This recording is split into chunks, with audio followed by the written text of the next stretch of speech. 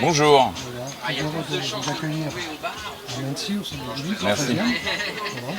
On vient un petit peu se renseigner sur les derniers ouvrages. C'est surtout des bandes dessinées, bien sûr. Moi, je fais que de la bande dessinée, en La effet. série Banjo, Banjo, c'est une série. Alors, c'est une série, c'est une trilogie. Donc, comme les trois sont sortis, c'est fini. Et le dernier, qui s'appelle Sang Noir, est sorti cet automne. Et c'est toujours Banjo. C'est toujours Banjo. Le héros, les histoires ne se suivent pas. Chaque histoire est une histoire à part entière. Mais effectivement, ce qui est récurrent, c'est le héros, qui s'appelle Banjo.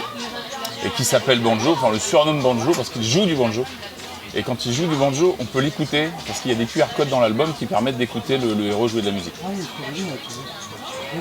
Parce que tu il a le flingue, hein. C'est-à-dire, en fait, il a un ADN qui est mélangé. Il a évidemment un petit peu de Blueberry, parce que quand on fait d'un western BD, il y a un peu de Blueberry. Mais il a aussi beaucoup de Sergio Leone, et notamment de l'homme à l'harmonica, sauf que lui, c'est l'homme au banjo. Là, on voit un petit peu les personnages. Oui, c'est très inspiré de l'univers de Sergio Leone, ouais. Meilleur record de dessus.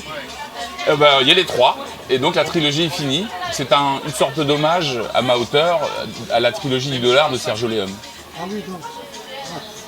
En fait, le dessin et le scénario, Alors, c'est un petit peu. Alors pas le scénario, mais il y a des références. On va trouver, il y a Lucky Luke qui va avoir on va voir Lucky Luke passer de vignettes, on va avoir le numéro 2 par exemple, c'est le début du Lucky Luke une fois dans l'Ouest. Donc ils font une culture BD. C'est ça. Il y a des références effectivement au western européen, on va dire, mais surtout Sergio Leone.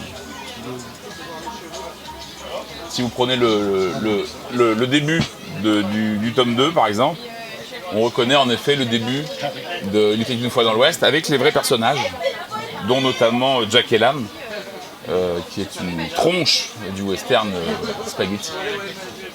Voilà. Eh ben, merci. Mais c'est moi qui vous remercie.